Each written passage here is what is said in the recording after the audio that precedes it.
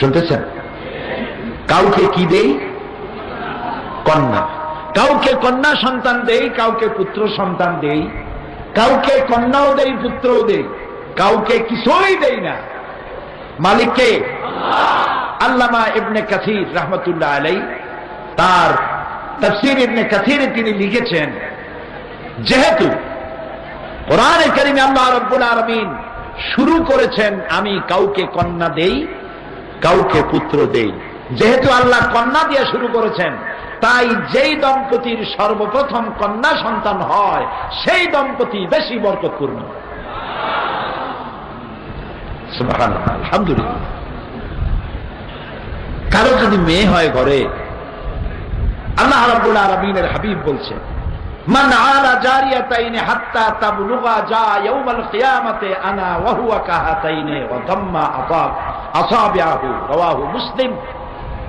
নবী করিম সাল্লাল্লাহু আলাইহি ওয়াসাল্লাম বলেছেন, যদি কেউ 2 কন্যার পিতা হয় অথবা 3 কন্যার পিতা হয়, এই 2টি কন্যাকে যদি যত্ন করে, এই 3টি কন্যাকে যদি যত্ন করে, আদব শিখায়, দিন শিখায়, ঈমান শিখায়, তাহলে কিয়ামতের দিন ওই 2 কন্যা 3 কন্যার পিতা আর আমি মুহাম্মদ সাল্লাল্লাহু আলাইহি ওয়াসাল্লাম জান্নাতের ভেতরে পাশাপাশি অবস্থান করব। আমাদের দেশে ছেলের যত্ন বেশি না মেয়ের যত্ন বেশি? হ্যাঁ, ছেলের যত্ন বেশি। ছেলে যদি হয় কোলে নেয়, ঘাড়ে নেয়, মাথায় নেয়। ছেলেটাকে যত্ন করে বেশি, মেয়েটাকে যত্ন করে না। নবী করিম সাল্লাল্লাহু আলাইহি ওয়াসাল্লাম বসে আছেন দরবারে নববী, সাহাবায়ে কেরাম বসা। একটা ছোট্ট ছেলে হামাগুড়ি দিতে দিতে আসছে। যার ছেলে, সে ছেলেটাকে তুলে নিয়ে গালে চুমা দিয়া কোলের উপরে বসাইল। এরপরে ছোট একটা মেয়ে আসলো, মেয়েটিকে হাত দিয়া ধরিয়া এক পাশে বসাই দিল। রাহমাতুল্লিল আলামিনের চোখ এড়ালো না। প্রশ্ন করলেন, ওই লোকটিকে, ছেলেটি কার? তিনি বললেন আমার। মেয়েটি কার? তিনি বললেন আমার। রাসূলুল্লাহ বললেন, তোমার কি উচিত ছিল না তোমার 2টি সন্তানের সাথে সমান ব্যবহার করা? মেয়েটারে কোলে উঠাইয়া চুমা দিলা, ছেলেটারে কোলে উঠাইয়া চুমা দিয়া কোলে উঠায় বসালে, আর মেয়েটাকে হাতটা ধরে দূরে বসাইলা। এই তারতম্য করা তোমার জন্য ঠিক হয় না। নবী করিম সাল্লাল্লাহু আলাইহি ওয়াসাল্লাম তিনি বলেছেন, যদি কোন ঘরের মধ্যে একটি কন্যা সন্তান প্রসব করে মা, আল্লাহ নবী বলেন ওই ঘরের ভিতর একটা রহমতের ফেরেশতা প্রবেশ করে আর বলে, আসসালামু আলাইকুম ইয়া আহলাল বাইত, হে গৃহের মালিকেরা, গৃহবাসীরা, তোমাদের উপরে আল্লাহর রহমত বর্ষিত হোক। এরপরে নবজাত কন্যাটির পাশে গিয়ে কন্যার মাথার উপরে নূরের তৈরি হাত বুলায় ফেরেশতা আর বলতে থাকে, এই মেয়েটিকে যে যত্ন করবে, যে আদর করবে, দিন শিখাবে, ঈমান শিখাবে, আর বয়স হলে পরে সৎপাত্রস্থ করবে, সাহায্য করবে, কিয়ামত পর্যন্ত আল্লাহ রাব্বুল আলামিন ওই লোকটির প্রতি তার সাহায্য অব্যাহত রাখবে। এইরকম একটি হাদিস পুত্র সন্তানের জন্য নাই, আছে কন্যা সন্তানের জন্য। মেয়েদেরকে গালি দেওয়া হয়। নবী করিম সাল্লাল্লাহু আলাইহি ওয়াসাল্লাম বলেছেন, লা তুকরিহুল বানাত ফাইন্নী আবুল বানাত, মেয়েদেরকে গালি দিও না, তিরস্কার করো না, মেয়েদেরকে খারাপ জেনো না, কারণ আমি মুহাম্মদ সাল্লাল্লাহু আলাইহি ওয়াসাল্লাম মেয়েদের পিতা। রাসূলুল্লাহ বলেছেন, যখন বাইরে যাবে, বিদেশে যাবে, বাজারে যাবে, কিছু না কিছু উপহার সামগ্রী কিনে আনবে, আর এনে সর্বপ্রথম দেবে মেয়েদেরকে, তারপরে দেবা ছেলেদেরকে। এইটা আপনাদের বিপক্ষে গেছে নাকি? সুবহানাল্লাহ বলবেন না? নারীর সম্মান কে দিল? ইসলাম। কে দিয়েছে? পাশ্চাত্য ওয়েস্টার্ন সিভিলাইজেশন, পাশ্চাত্য সভ্যতার দাবিদার যারা, তারা আমাদেরকে ভদ্রতা শিখায়, গণতন্ত্র শিখায়। তোমরা কি নারীর সম্মান দিতে পেরেছ? তোমরা তো সেদিন দিয়েছ নারীদের ভোটাধিকার, সেদিন দিয়েছ নারীর কেনা বেচার এখতিয়ার। আর আজ থেকে ১৫০০ বছর পূর্বে রাসূলুল্লাহ নারীর মর্যাদা দিয়ে গিয়েছে। আল্লাহর নবী হয়ে মেয়ে লোকে নিজের স্ত্রীর পরামর্শ গ্রহণ করেছেন। সুবহানাল্লাহ বলো। সুলহ হুদাইবিয়ার সন্ধি মুসলমানদের জন্য এক মারাত্মক হৃদয় বিদারক ঘটনা ছিল। ওমরা করতে এসেছেন, ওমরা করতে দেওয়া হলো না। সন্ধিপত্র লেখা হচ্ছে, নবী করিম সাল্লাল্লাহু আলাইহি সাল্লামের পক্ষ থেকে মিন মুহাম্মদ রাসূলুল্লাহ সাল্লাল্লাহু আলাইহি সাল্লাম ওয়া বাইনা কুরাইশ। কাফেরদের নেতারা বলল, মুহাম্মদ বলেন না সাল্লাল্লাহু আলাইহি ওয়াসাল্লাম, একটি মুহূর্ত যেন আপনাদের জন্য এমন না যায় যে আমার রাসূলের নাম শুনবেন আর দরুদ শরীফ পড়বেন না। এমনটি হবে? আল্লাহর নবী বলেছেন, আমার প্রতি একবার যদি কেউ দরুদ পড়ে আল্লাহ রাব্বুল আলামিন তার আমল নামায় 10টা রহমত লিখে দিবেন। কাফেরদের নেতা বলল, মুহাম্মদ যদি তার নামের সামনে রাসূলুল্লাহ লেখাই হয় তাহলে তো সন্ধির কোনো প্রয়োজন নাই, আমরা তো রাসূলুল্লাহ মানি না। নাউযুবিল্লাহ, এই সন্ধি হবে না। রাসূলুল্লাহ বললেন, হযরত আলী রাদিয়াল্লাহু তাআলা আনহুকে বললেন, আলী আমার নামের সামনে যেখানে রাসূলুল্লাহ লেখা আছে এটা কেটে দাও।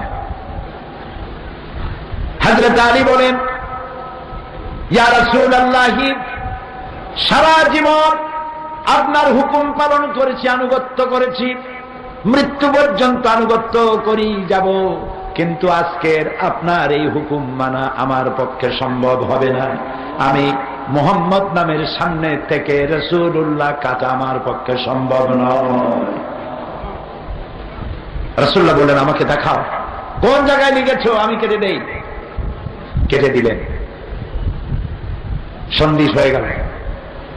নবী করিম সাল্লাল্লাহু আলাইহি ওয়াসাল্লাম এখন মদিনায় ফিরে যাবেন, ওমরা করতে পারবেন না। সাহাবায়ে কেরাম কাঁদতেছেন। নবী করিম সাল্লাল্লাহু আলাইহি ওয়াসাল্লাম বললেন, তোমরা সবাই কোরবানি করো, সাথে যে কোরবানির জন্তু আছে এগুলিকে জবাহ করো, মাথার চুল কামাও এবং ইহরাম খুলে ফেলো। একজন সাহাবী রাসূলুল্লাহর হুকুম মানলেন না, সব বসে আছে। নবী করিম সাল্লাল্লাহু আলাইহি ওয়াসাল্লামের নবুয়তের জীবনে এরকম সংকট, আভ্যন্তরীণ সংকট আর কখনো হয় না।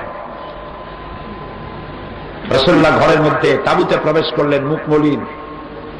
নবী করিম সাল্লাল্লাহু আলাইহি ওয়াসাল্লামের স্ত্রী হযরত উম্মে সালমা রাদিয়াল্লাহু তাআলা আনহা, তিনি বললেন, ইয়া রাসূলুল্লাহ, আপনার মুখ মলিন কেন? অসন্তুষ্ট হয়ে বসে আছেন কেন? রাসূলুল্লাহ বললেন, আমার জীবনে, নবুয়তের জীবনে এমন অবস্থা কখনো হয় নাই।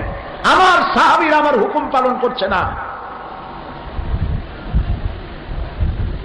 হযরত উম্মে সালমা রাদিয়াল্লাহু তাআলা আনহা বললেন, ইয়া রাসূলুল্লাহ, সাহাবীদের বর্তমান অবস্থার উপরে আপনি অসন্তুষ্ট হবেন না। তাদের কলিজা, এই সন্ধিতে তাদের কলিজা চুর চুর হয়ে গিয়েছে। আপনি নিজে সর্বপ্রথম জবাহ করেন, নিজের মাথার চুল কামান, ইহরাম খোলেন, সাহাবীরা আপনাকে অনুসরণ করবেন। নবী করিম সাল্লাল্লাহু আলাইহি ওয়াসাল্লাম স্ত্রীর পরামর্শ নিলেন, জবাহ করলেন, চুল কামালেন, ইহরাম খুললেন। সাহাবীরা সবাই রাসূলের অনুসরণ করলেন। সাহাবীরা মুখ মলিন করে মদিনার দিকে যাচ্ছেন। সকলের কাছে চিন্তা, আমরা বড় পরাজয় বরণ করে গেলাম। আল্লাহ রাব্বুল আলামিন সাহাবীদের মনে কষ্ট আল্লাহর চাইতে কে বুঝবেন? সূরা ফাতহ নাজিল হয়ে গেল, ইন্না ফাতাহনা লাকা ফাতহাম মুবিনা। এটা কোন সন্ধি, পরাজয়ের সন্ধি নয়, এটা সুস্পষ্ট বিজয়। অপেক্ষা করো, ইসলামের রাজ তোরণ খুলে দেওয়া হবে। নারীর মর্যাদা আল্লাহ দিয়েছেন, ইসলাম দিয়েছে, নবী দিয়েছেন, পাশ্চাত্য দিতে পারে নাই। পাশ্চাত্য নারীকে ভোগ করার জন্য হাজারো ব্যবস্থা করেছে, মর্যাদা দিতে পাশ্চাত্য পারে না। পাশ্চাত্যের চিন্তা নারীর শরীরের কাপড় আর কত কমানো যায়, এটাই হচ্ছে তাদের প্রত্যেক দিনের চিন্তা আর গবেষণা। নিজেদের ব্যাপারে খুব সচেতন। ফুল প্যান্ট পরা, মোজা পরা, প্যান্ট দিয়ে জুতা ঢাকা, রাস্তা দিয়ে হেঁটে গেলে সুইপার লাগেনি, ওর প্যান্টের কামি রাস্তা সারা, জামা গায়ে দিতে প্যান্টের মধ্যে ইন করা, এখানে আবার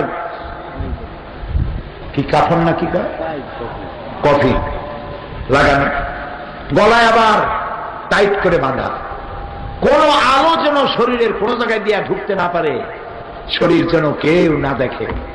আর যার শরীর ঢাকতে বলা হলো সেই নারীর শরীরের কাপড় ইঞ্চি ইঞ্চি করে কমাতে কমাতে কোথায় নিয়ে গেছে।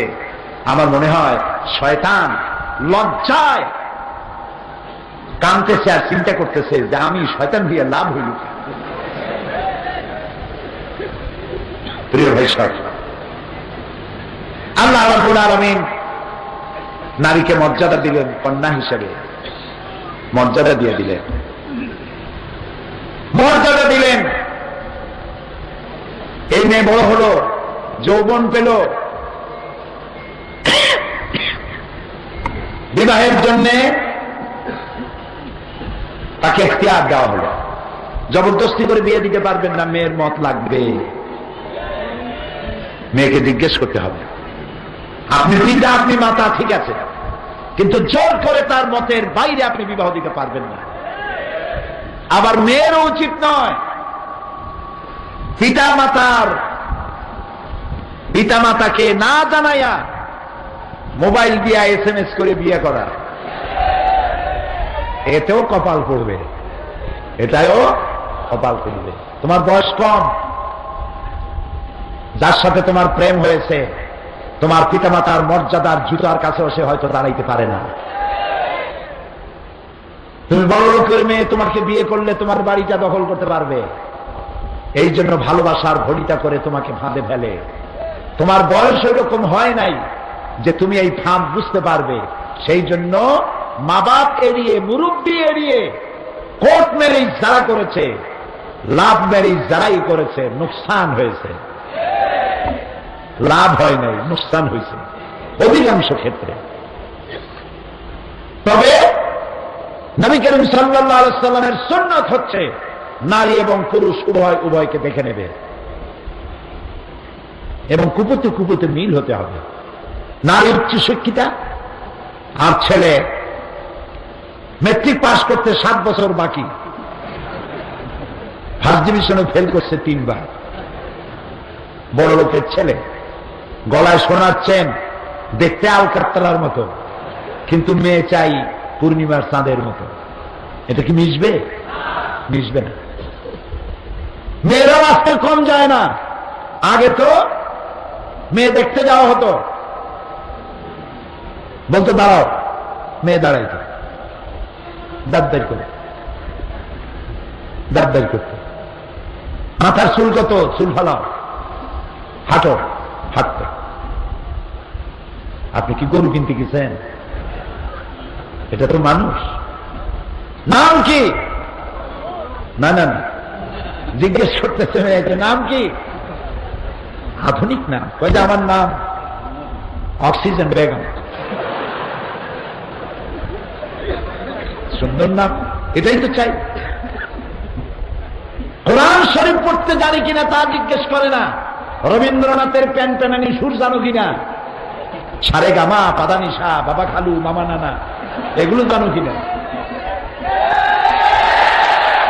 কপাল করে কি বুড়া বেটাকে জিজ্ঞেস কর কোরআন পড়তে জানো কিনা।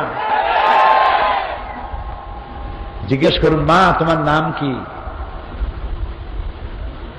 মেয়েরা আজকাল জমানা উল্টে গেছে, জমানা উল্টে গেছে। পুরুষ পক্ষের থেকে জিজ্ঞাসাবাদ করার পরে এবার কন্যা নিজেই প্রশ্ন করে, তোমাদের মধ্যে কে বিয়ে করবে আমারে? তো বললো যে মিস্টার বল্টু মিয়া। আচ্ছা, স্ট্যান্ড আপ, দাঁড়াও, হাঁটো। দাঁত বের করে।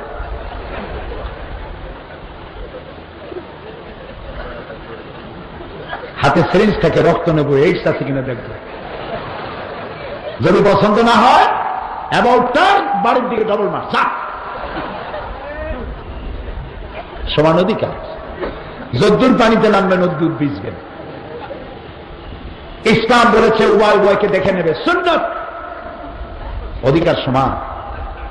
কিন্তু ছেলে আর মেয়ে দুজন এক রুমের মধ্যে দেখা সাক্ষাৎ করবে না, সেখানে মুরব্বী কেউ থাকবে, তারপরে একে অপরকে দেখে নেবে।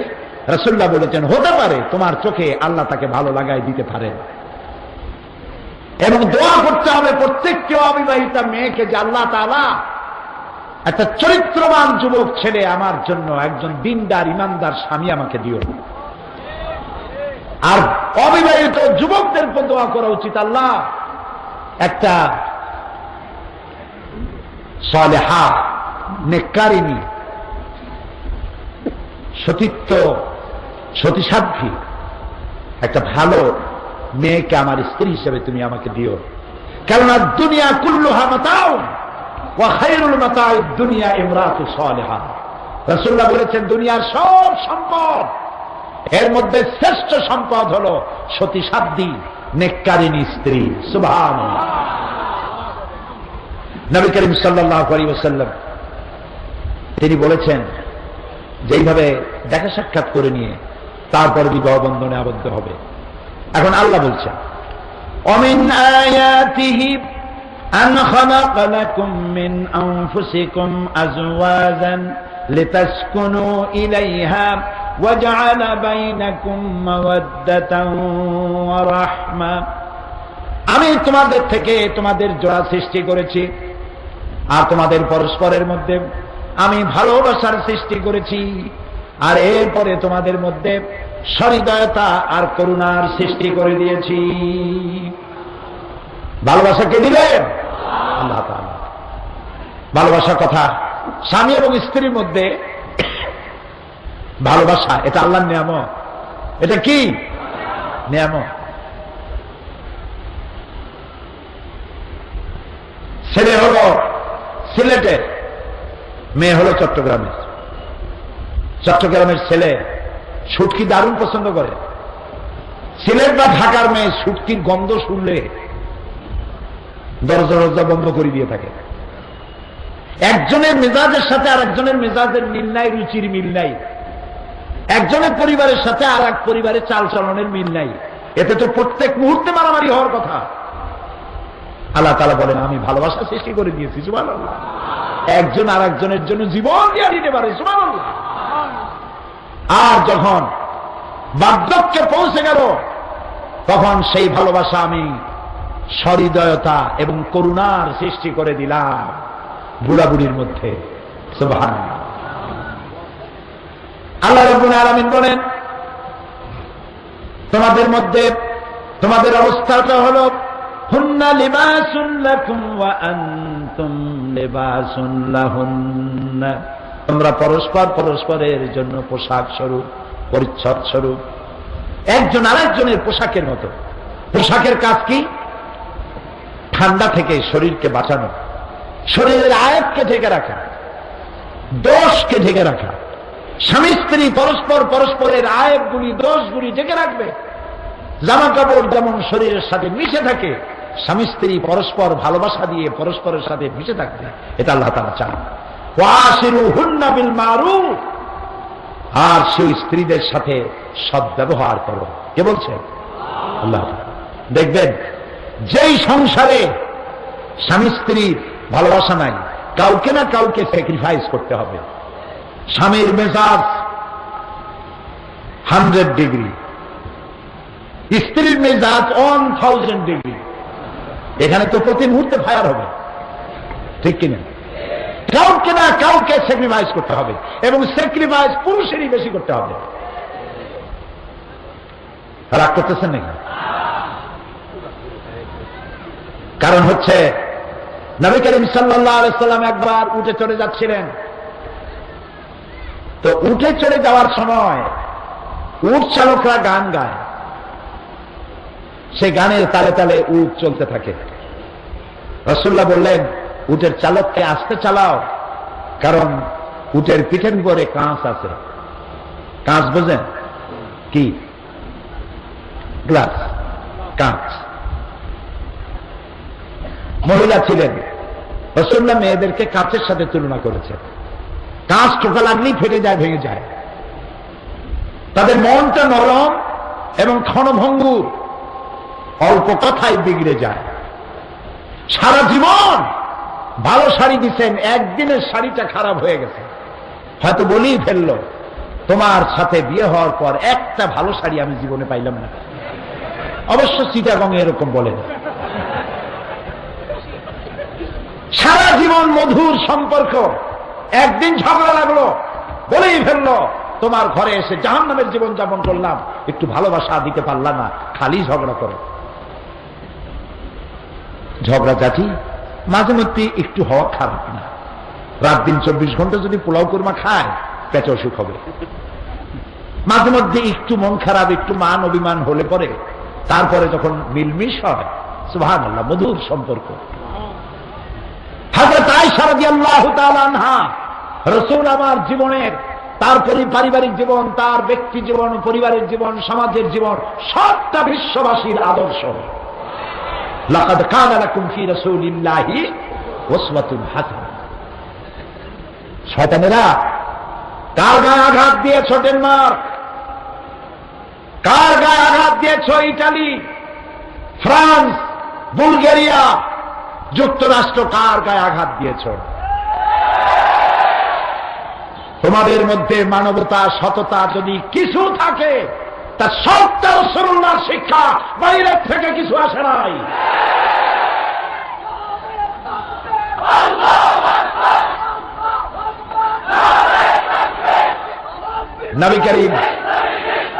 নবী করিম সাল্লাল্লাহু আলাইহি ওয়াসাল্লাম স্ত্রীদের সাথে মনোমালিন্য হয়েছে। হযরত আবু বকর রাদিয়াল্লাহু তাআলা আনহু বলেন, তিনি শুনতে পেলেন হযরত আয়েশার বড় আওয়াজ, রাসূলুল্লাহর সঙ্গে ঝগড়া হচ্ছে, উচ্চস্বরে কথা বলছেন। তিনি ভেতরে চলে গেলেন, বললেন, আয়েশা, তুমি আল্লাহ রাসূলের সাথে এইভাবে কথা বলো? থাপ্পড় দিয়ে আগায় নিয়ে গেছেন। রাসূলুল্লাহ সাল্লাল্লাহু আলাইহি ওয়াসাল্লাম হযরত আয়েশাকে ধরে নিজের পিঠের পিছনে নিয়ে গেলেন। হযরত আবু বকর রাদিয়াল্লাহু তাআলা আনহু চলে যাওয়ার পর রাসূলুল্লাহ মুস্কি হেসে বললেন, আয়েশা, দেখলা কেমনে তোমার আজকে আমি বাঁচাই দিলাম। ইচ্ছে করে আরে সারা পৃথিবীর মুসলমানেরা, গোটা বিশ্ব যদি তাদের কলিজা ছিঁড়ে রাসূলুল্লাহর কদম মোবারকে ছেড়ে দেয়, ঋণ শোধ হবে না। হযরত আয়েশার বয়স কত? 7 বছরে বিয়ে হলো। 9 বছরের সময় রাসূলের ঘরে আসলেন, ছোট ছোট পুতুল নিয়ে আসতেন। পুতুল খেলাও তখন তার দায় নাই, পুতুল নিয়ে খেলা করে। রাসূল তাকে কতটা ভালোবেসেছেন, যার কারণে সফরের হালতে মরুভূমির মধ্যে তাঁবু গাড়া, রাসূলুল্লাহ লটারি করেছেন, লটারিতে পড়লো অন্য এক স্ত্রীর তাঁবুতে তিনি আজ রাত কাটাবেন, আয়েশার তাঁবুতে নয়। হযরত আয়েশা রাদিয়াল্লাহু তাআলা আনহা তাঁবুর মধ্যে শুয়ে পাও দুটো তাঁবুর বাইরে দিয়েছেন, দুটো পা নাড়াচ্ছিলেন আর বলছিলেন, এই মরুভূমিতে কি কোনো বিষাক্ত বিচ্ছু বা সাপ নাই যে আমাকে দংশন করতে পারে? রাসূলুল্লাহর বিরহ সহ্য করার চাইতে, এ কষ্ট সহ্য করার চাইতে বিচ্ছুর দংশ বোধহয় অনেক ভালো। কতটা ভালোবাসা পেলে এই অবস্থার সৃষ্টি হয়। সুবহানাল্লাহ। নবী করিম সাল্লাল্লাহু আলাইহি ওয়াসাল্লাম তিনি বলেছেন, তোমাদের মধ্যে উত্তম তো সেই যে ব্যক্তি তার স্ত্রীদের কাছে উত্তম। আমি আমার স্ত্রীদের কাছে উত্তম ব্যক্তি। হযরত আবু সুফিয়ান রাসূলের শ্বশুর, উম্মে হাবিবা রাদিয়াল্লাহু তাআলা আনহা রাসূলের স্ত্রী, আমাদের মা। আবু সুফিয়ান তখন ইসলাম কবুল করেন নাই, মেয়ের ঘরে ঢুকেছেন, বসবেন। হযরত উম্মে হাবিবা বলছেন, আব্বা অপেক্ষা করুন। খাটের উপরের চাদরটা সরাই দিলেন, খালি খাটটা দিলেন, বসেন। পিতা বসলেন না, আহত হলেন, বললেন, মা তোমার ব্যবহার আমি আহত হলাম, একটা নতুন চাদর থাকলে তুমি আমারে দিতা, তা না দিয়া বিছানো চাদরটারে উল্টায় দিলা, আমি তো অপমান বোধ করছি। উম্মে হাবিবা উম্মুল মুমিনিন রাদিয়াল্লাহু তাআলা আনহা বললেন, আবু সুফিয়ান, আপনি অবশ্যই আমার সম্মানিত পিতা, কিন্তু আল্লাহর হাবিব বিশ্বনবী রাসূলুল্লাহ যে বিছানার উপরে বসেন, সেই বিছানা আমি একটা কাফেরকে বসতে দিতে পারি না। সুবহানাল্লাহ। প্রিয় ভাই সব, এই পৃথিবীতে রাসূলুল্লাহ শুধু দিয়েই গেছেন, কিছু নিয়ে যান নাই, শুধু দিয়েছেন, শুধু শিক্ষা আর শিক্ষা।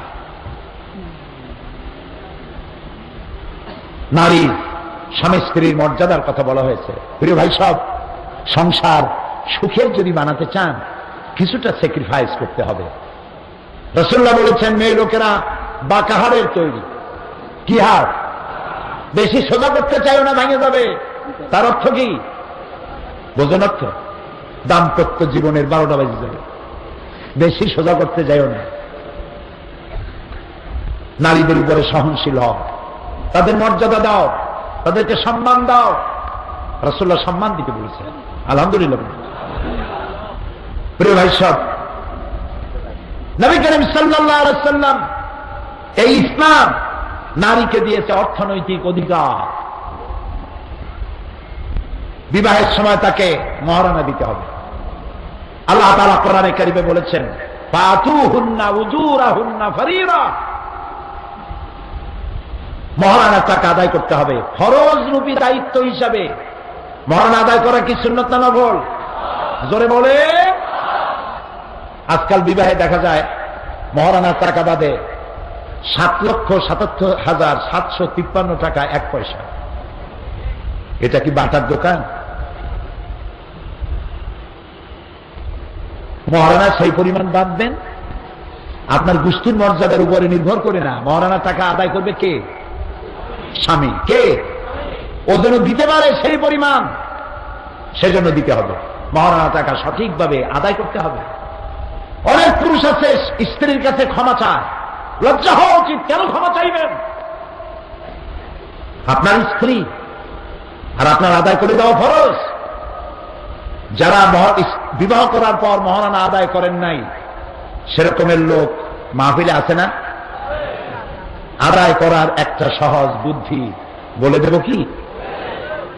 যারা দেন নাই, শাস্ত্রীর কথাটা আগে শোনেন।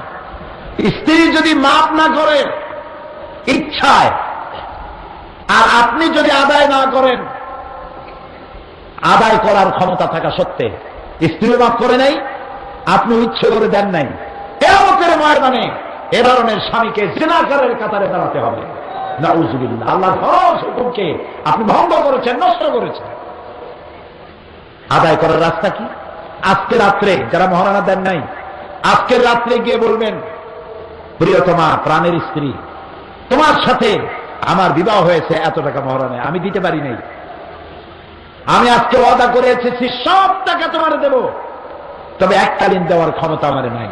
তুমি আমারে একটু সুযোগ দাও, প্রতি মাসে 200, 500, 1000 যেটা আপনি সইতে পারেন। বলবেন এইভাবে করে আমি তোমার পুরা টাকা শোধ করে দেব। এভাবে দিতে দিতে আদায় করার আগে যদি আপনি মরেও যান, দেওয়ার নিয়ত ছিল বলে আল্লাহ রাব্বুল আলামিনের দায়িত্ব থেকে আপনাকে মুক্ত করে দেবে। সুতরাং মহারানার টাকা আপনাকে দিতেই হবে। এমনকি স্ত্রীকে যদি আপনি পাহাড় সমতুল্য সম্পদ দেন, তার থেকে কণা মাত্র ফেরত নিতে আল্লাহ নিষেধ করেছেন।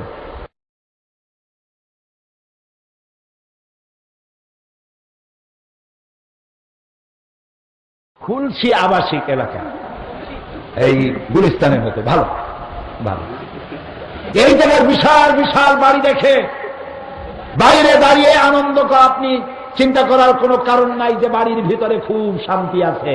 চিন্তা করার কারণ নাই। আপনি তো ভিতরের অবস্থা জানেন না। আমি কিন্তু পাইকারি দরে কথা বলি না, বন বিভাগের মতো রাগ করবেন না। ভালো আছে, মন্দ আছে। কোন কোন বাড়ি এমন আছে শত সহস্র কোটি টাকার মালিক, কিন্তু ইনকাম করেছে হারাম। রাস্তাঘাট, কল কারখানা, ব্রিজ বানাইছে, 1 বছর যেতে না যেতে ব্রিজের কাম শেষ, রাস্তার কাম শেষ। হারাম খাও। হারাম ইনকাম করেছে, বউ হয়েছে, বাচ্চা হয়েছে, বউ তো কথা শোনে না। হারাম খাইছেন, বাড়িতে তো শান্তি থাকবে না। শান্তি তো হালালে, শান্তি কোথায়? জোরে বলে। হারাম, শান্তি নেই, বউ তো কথা শোনে না। স্বামী বেচারা কত ব্যবসা, টাকা কত, নিজেও গুনে কুলাইতে পারে না। তারপরে সারাদিন বহু কষ্ট করে কাজ কাম করিয়া যখন বাড়িতে ফিরেছে, স্ত্রীর একটু আদর পাবে, সোহাগ পাবে, মুস্কি হাসি পাবে, এসেই দেখলো স্ত্রী ফিটফাট হইয়া রূপচর্চা করে, হাতে ভ্যানিটি ব্যাগ নিয়ে স্বামী যে ঢুকছে ব্যাংকে তাকাইল না। স্বামী বেচারা ভিক্ষুকের মতো জিজ্ঞেস করলো, তুমি যাও তো? I am very busy. আমি তো অনেক কষ্ট করে এসেছি, একটু থাকো না, একটুখানি থাকো। Extremely sorry. স্বামীটারে ভালাই ফিয়া চলে গেল। বাড়িতে মেয়ে নাই, বয়ফ্রেন্ড নিয়ে চলে গেছে। ছেলে একটা গুন্ডা, নাম তার ডবলু। এত বড় আঙ্গুলের মতো মোটা সোনার চেন গলায় ঝোলানো, উল্লুকের মতো চুল, ভাল্লুকের মতো নখ। তারে দেখলে 3-4 জগ পানি খাওয়া লাগে বর্ষটে। বেচারা করবে কি? কাজের মেয়ে লোকে তৈরি করা রান্না খাইল, বউ নাই কাছে। আহারে এতিম, বিশাল বড় লোক এতিম, মিসকিন, ফকির। এরপরে কত রাত্রে বেগম সাহেবে ফিরবে আল্লাহ জানে। এতগুলা ঘুমের ট্যাবলেট খাইছে, ঘুম আসে না। কেমনে ঘুম আসে? একটা চিন্তা কোন ফাঁক দিয়ে গুলিয়েছে, বুকটারে ঝাঁঝরা করে। আর এক চিন্তা বউ কোথায়, আর এক চিন্তা মেয়ে গেল কোন, আর এক চিন্তা ছেলে কোন ব্যাংক ডাকাতি করতে গিয়ে ধরা পড়ে আল্লাহ জানে। এই হলো বড় বড় দালানের চিত্র। এবার চলুন পাহাড়তলি বস্তি এরিয়ায়, যেখানে রিক্সাওয়ালারা থাকে, 2.5 মণের বস্তা টানে ভ্যানওয়ালা, গরিব ফকির, সারাদিন রিক্সা চালাইছে, 2.5 মণের বস্তা টেনেছে। ওর চাইতে হালাল পয়সা কার আছে?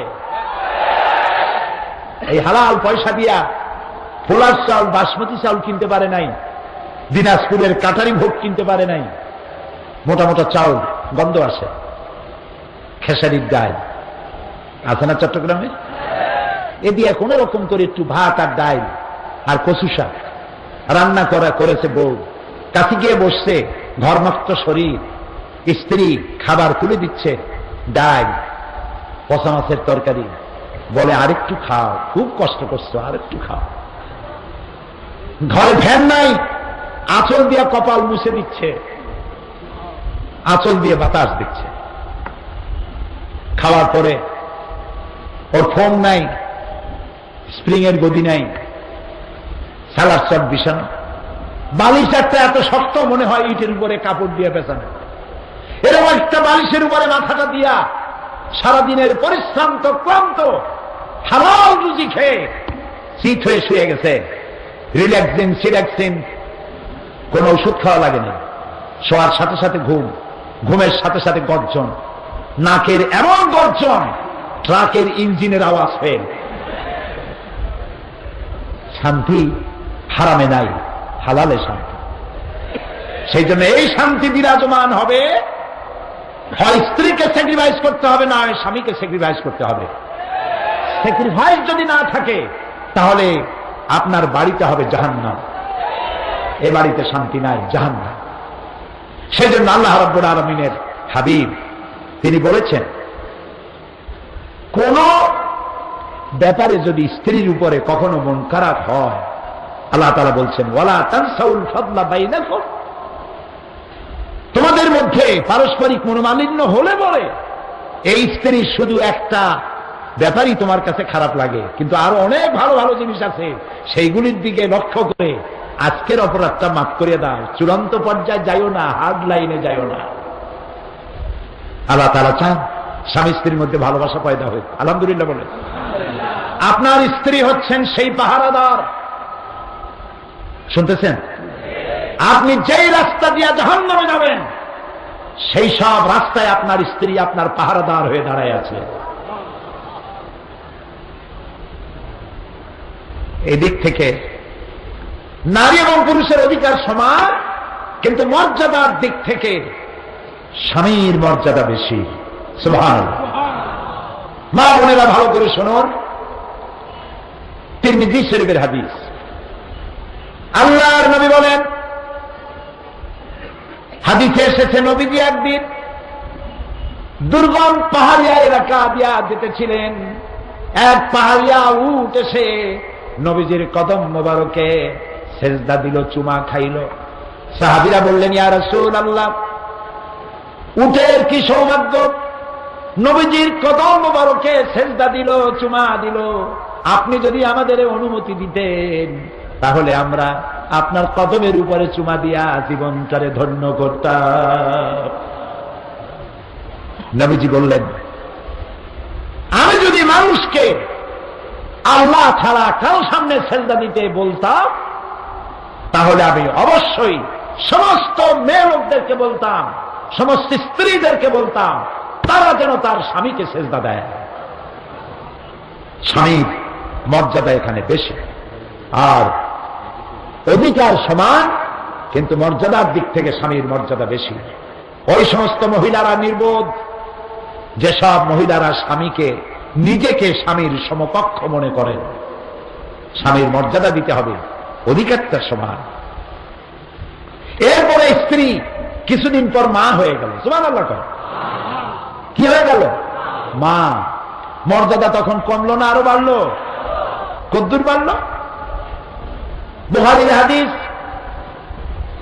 সাআলা রাজুলুন ইয়া রাসূলুল্লাহ মান আহাক্কুন নাস বিহুসনি সাহাবাতি ক্বালা উম্মুক।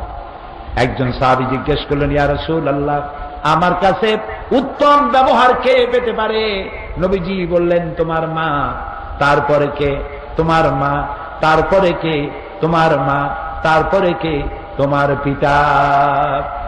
তাহলে মায়ের মর্যাদা কয়গুণ বাড়লো? বলেন সবাই। 3 গুণ বৃদ্ধি পেল মায়ের মর্যাদা। এই যে কোরআন শরীফ, এটা কি? আমার আল্লাহ বলেন, وَقَضَى رَبُّكَ أَلَّا تَعْبُدُوا إِلَّا إِيَّاهُ وَبِالْوَالِدَيْنِ إِحْسَانًا। তোমার রবের পক্ষ থেকে চূড়ান্ত সিদ্ধান্ত হয়ে গেছে কি? আমি আল্লাহর ইবাদত করার পর মা বাপের ইহসান করবে, তাদের সাথে ভালো ব্যবহার করবে। সুবহানাল্লাহ বলবেন না?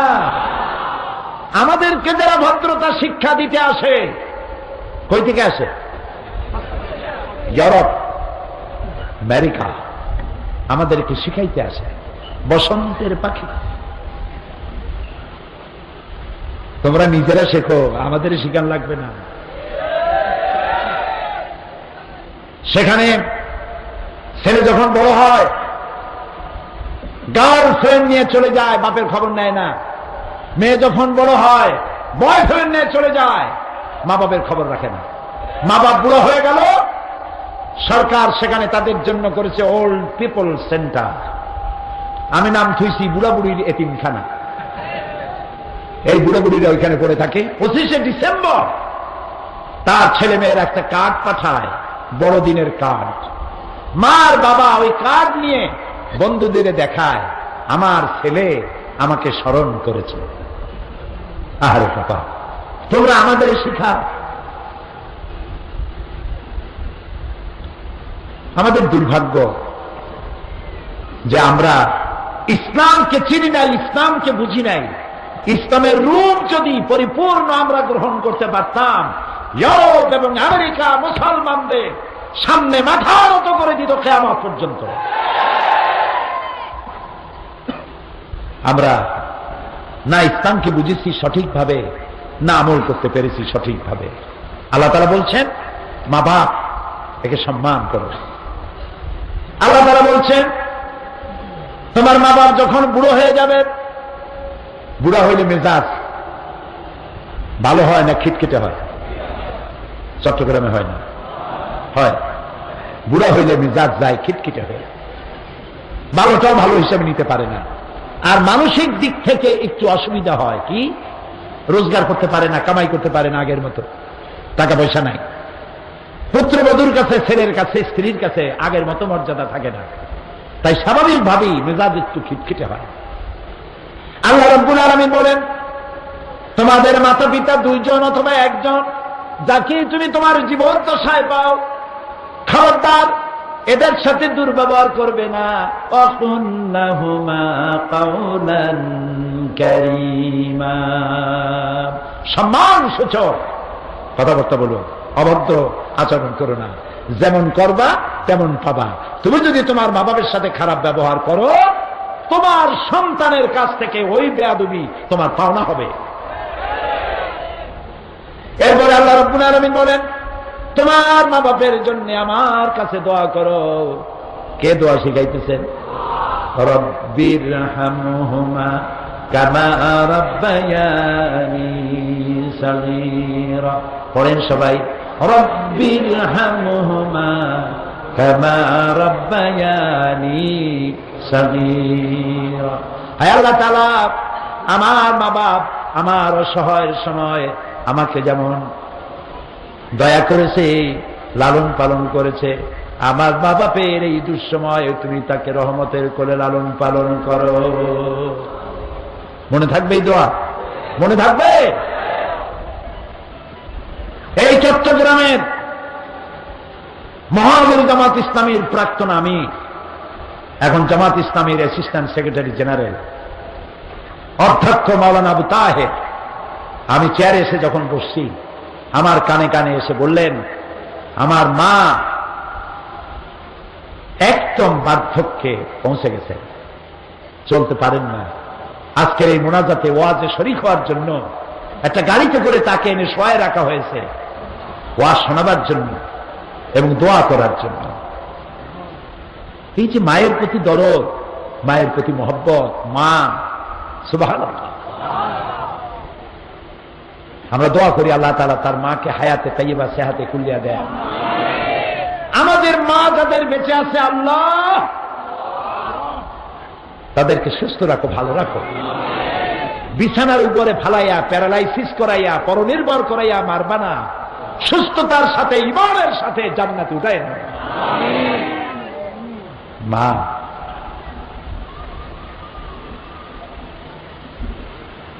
আল্লাহ রাব্বুল আলামিনের নবী বলেছেন, তিনজনের দোয়া কবুল হবে, মুসাফিরের দোয়া, মাজলুমের দোয়া, আর মা বাপ যদি দোয়া করে ওই দোয়া আল্লাহ রাব্বুল আলামিনের দরবারে মঞ্জুর হয়ে যায়। বন্দুকের গুলি ছুড়লে টার্গেটে পৌঁছতে যত না দেরি, তার থেকে দ্রুত গতিতে মা বাপের দোয়া আল্লাহর আরশে পৌঁছে যায়। সম্মান করো।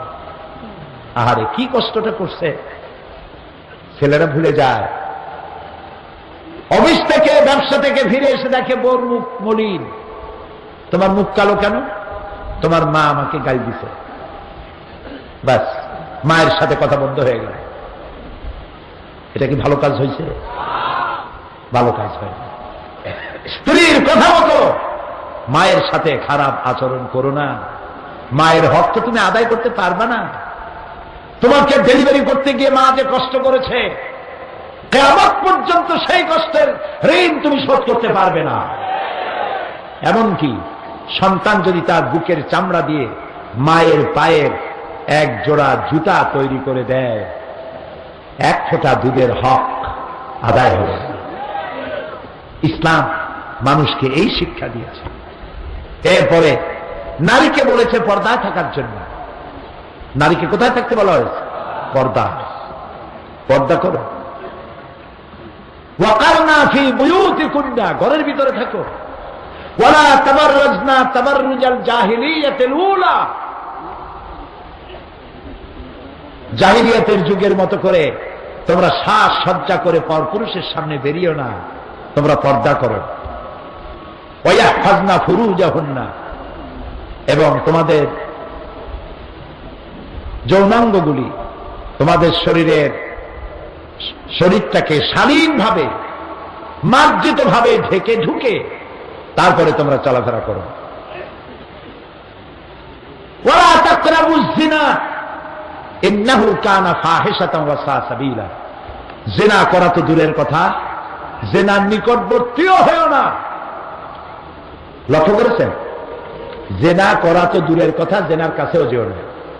জেনার কাছে যেতে গেলে কতগুলি জিনিস লাগে। সেগুলি কি? সেগুলি হচ্ছে অশ্লীল গান, অশ্লীল নাচ, সৌন্দর্য প্রদর্শনী, ব্লুফিল্ম ইত্যাদি। এইসব জিনিসগুলি মানুষকে জেনার দিকে আকৃষ্ট করে। জুয়া, মদ, এগুলি থেকে বিরত থাকো। আর তোমার দায়িত্ব হচ্ছে তোমার সংসার।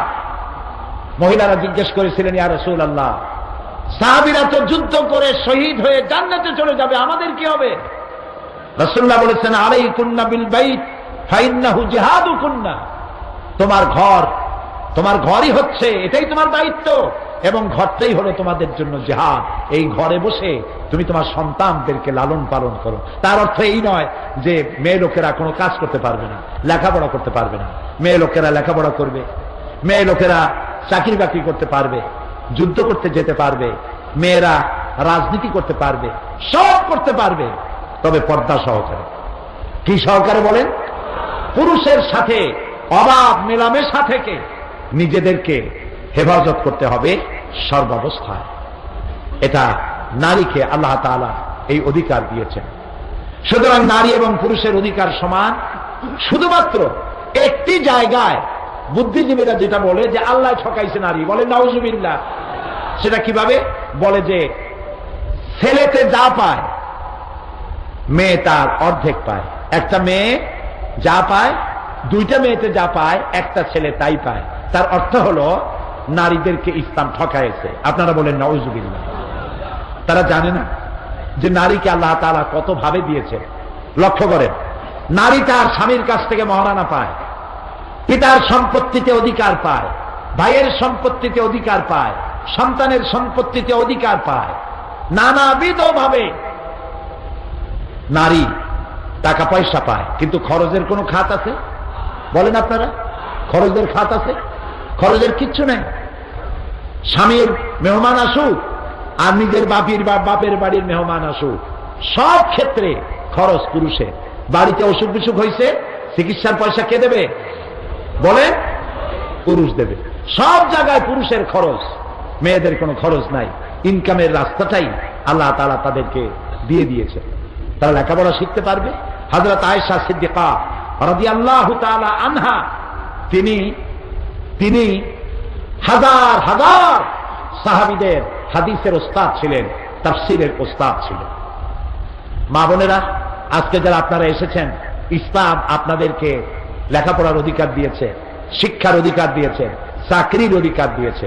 আপনাদের কাজ হলো ঘরটাকে ইসলামের দুর্গ বানান, ইসলামী জ্ঞানে নিজেকে সমৃদ্ধ করুন, স্বামীকে ইসলামের পথে চালান।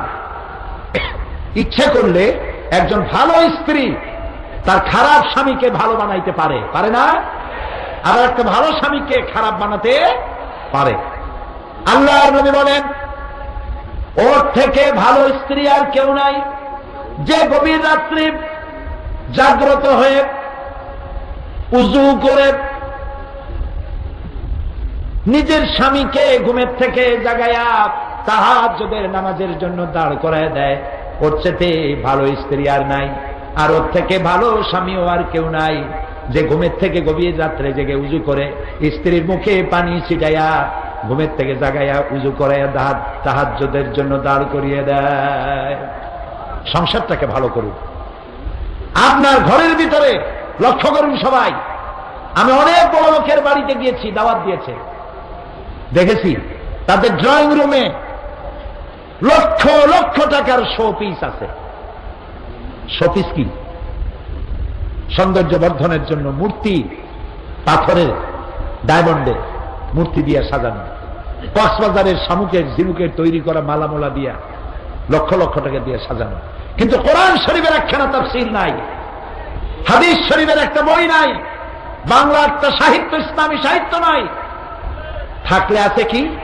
বিমল মিত্রের লেখা কড়ি দিয়ে কিনলাম, শরৎ রচনা বলি, রবীন্দ্রনাথ রচনা বলি। আমি এটা বলি না যে আপনারা এগুলি কিনবেন না, এটা বলতেছি না, কিন্তু এর থেকে আপনি পাবেন কি? গল্পের বই, নাটক, উপন্যাস, এর থেকে পাবেন কি? এটা রোমাঞ্চ, সাময়িক সময়ের জন্য একটু উত্তেজনা সৃষ্টি হবে। কি সুন্দর করে লেখা, কোতোয়ালের ছেলে রাজার মেয়ের সঙ্গে করেছে প্রেম, বটতলায় দেখা হলো, তারপর দুজনে পরামর্শ হলো, মোবাইলে SMS করলো, এরপরে মেয়েটাকে নিয়ে 3 তলার বারান্দা ভাঙ্গা 4 তলায় গিয়ে পড়ল, তারপরে ধরা পড়লো, এরপরে গল্প শেষ। কোন এতে লাভ হইল কি? বলেন আমারে বুঝান, লাভটা হইল কি? সুতরাং নোবেল, নাটক, উপন্যাস মানুষের চরিত্র সৃষ্টি করে না, মানুষকে জ্ঞানী বানায় না। মানুষকে জ্ঞান সৃষ্টি করে আল্লাহর কোরআন, জ্ঞান সৃষ্টি করে হাদিস, জ্ঞান সৃষ্টি করে ইসলামী সাহিত্য। এর প্রত্যেকটি লাইন মণিমুক্তার সদৃশ। ঢাকায় বইমেলা চলছে, পত্রিকায় সেদিন দেখলাম, অনেক পত্রিকা পড়ি তো ডেলি, পড়াশোনা একটা অভ্যাস আছে আলহামদুলিল্লাহ, পড়ি। দেখলাম লিখেছে পত্রিকায় এবারের বেস্ট সেলার একটা বই, বইয়ের নাম উষ্টামারি প্রেমের কপালে। লেখক জনৈক ছেঁকা খাওয়া প্রেমিক। কি লিখছে তার মধ্যে আল্লাহ জানে, উষ্টা কি আমি তাও বুঝিনি। যুবক যুবতীদের যাচ্ছে আর কিনতেছে, আহারে আহারে মুসলমান। ঘরের মধ্যে হীরামণি মুক্তা আল্লাহর কোরআন, বিজ্ঞানে ভরা, কি নাই এই কোরআন শরীফে। জাতির কপাল খারাপ, কোরআন পড়লো না, কোরআন বুঝলো না। বইপত্র কেনেন, বিজ্ঞান পড়ুন, বিজ্ঞান পড়ুন। বিজ্ঞান যত পড়বেন, কোরআন বোঝা তত সহজ হবে। সুবহানাল্লাহ। আর বিজ্ঞান আর কোরআনে কোথাও যদি কন্ট্রাডিকশন হয়, সংঘর্ষ লাগে, যদি দেখা যায় যে বিজ্ঞানের এই তত্ত্ব কোরআনের সাথে মেলে না, বুঝতে হবে বিজ্ঞান ব্যর্থ, কোরআন সফল। আরো কিছুদিন রিসার্চ করলে বিজ্ঞান কোরআনের কাছে এসে যাবে, বোঝার জন্য কোরআনের কাছে এসে যাবে। সুবহানাল্লাহ। দেখুন তো, রাসূলুল্লাহ তার জীবনেও সমুদ্র ভ্রমণ করেন নাই, একটি হাদিস নাই। অথচ সমুদ্রের তলায় কি হয় সে কথা রাসূলুল্লাহ বলেছেন, আল্লাহ ওহীর মাধ্যমে তারা জানাই দিয়েছেন। সুবহানাল্লাহ। আল্লাহ তাআলা বলেছেন, ফিরআউন যখন মুসার বিরুদ্ধে ষড়যন্ত্র করছিল তখন